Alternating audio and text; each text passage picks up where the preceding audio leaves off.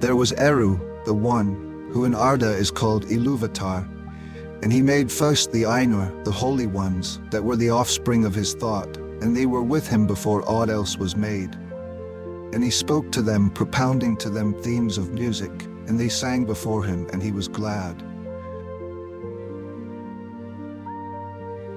But for a long while they sang only each alone, or but few together, while the rest hearkened.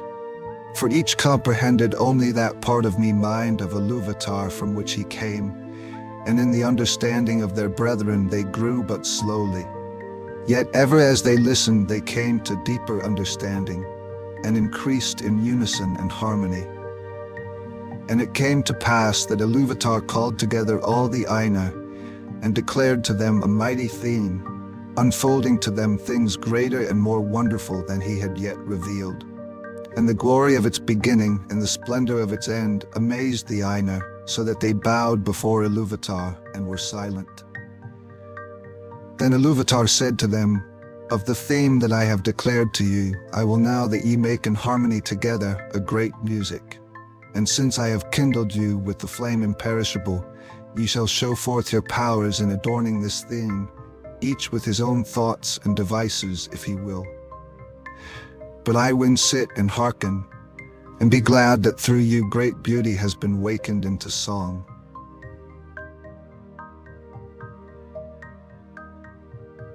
Then the voices of the Ainur, like unto harps and lutes, and pipes and trumpets, and viols and organs, and like unto countless choirs singing with words, began to fashion the theme of Iluvatar to a great music, and a sound arose of endless interchanging melodies woven in harmony that passed beyond hearing into the depths and into the heights.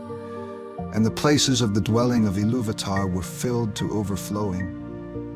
And the music and the echo of the music went out into the void, and it was not void. Never since have the Ainur made any music like to this music, though it has been said that a greater still shall be made before Iluvatar by the choirs of the Ainur and the children of Ilúvatar after the end of days.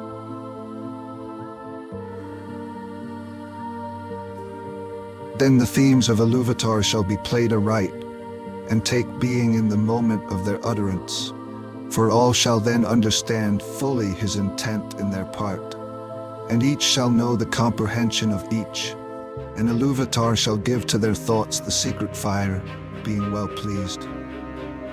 But now Iluvatar sat and hearkened, and for a great while it seemed good to him, for in the music there were no flaws. But as the theme progressed, it came into the heart of Melkor to interweave matters of his own imagining that were not in accord with the theme of Iluvatar.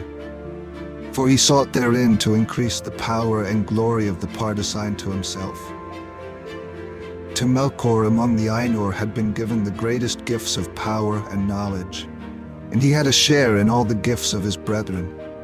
He had gone often alone into the void places seeking the imperishable flame, for desire grew hot within him to bring into being things of his own, and it seemed to him that Iluvatar took no thought for the void, and he was impatient of its emptiness.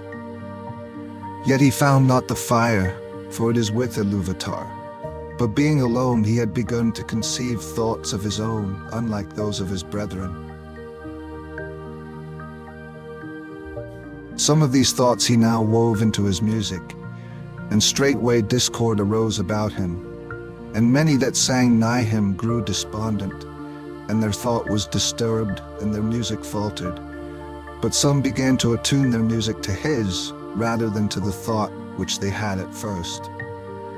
Then the discord of Melkor spread ever wider, and the melodies which had been heard before foundered in a sea of turbulent sound. But Iluvatar sat and hearkened until it seemed that about his throne there was a raging storm, as of dark waters that made war one upon another in an endless wrath that would not be assuaged.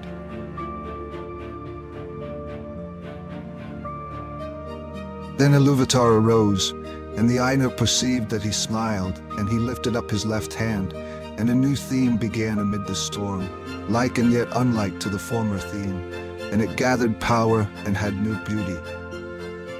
But the discord of Melkor rose in uproar and contended with it, and again there was a war of sound more violent than before, until many of the Ainur were dismayed and sang no longer, and Melkor had the mastery. Then again Iluvatar arose, and the Ainur perceived that his countenance was stern, and he lifted up his right hand, and behold, a third theme grew amid the confusion, and it was unlike the others. For it seemed at first soft and sweet, a mere rippling of gentle sounds and delicate melodies, but it could not be quenched, and it took to itself power and profundity. And it seemed at last that there were two musics progressing at one time before the seat of Iluvatar, and they were utterly at variance. The one was deep and wide and beautiful, but slow and blended with an immeasurable sorrow, from which its beauty chiefly came. The other had now achieved a unity of its own, but it was loud and vain and endlessly repeated, and it had little harmony, but rather a clamorous unison as of many trumpets braying upon a few notes. And it essayed to drown the other music by the violence of its voice, but it seemed that its most triumphant notes were taken by the other and woven into its own solemn pattern.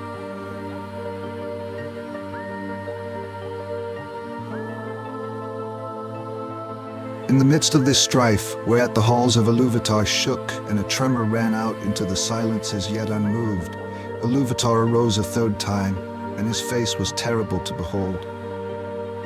Then he raised up both his hands, and in one chord, deeper than the abyss, higher than the firmament, piercing as the light of the eye of Iluvatar, the music ceased.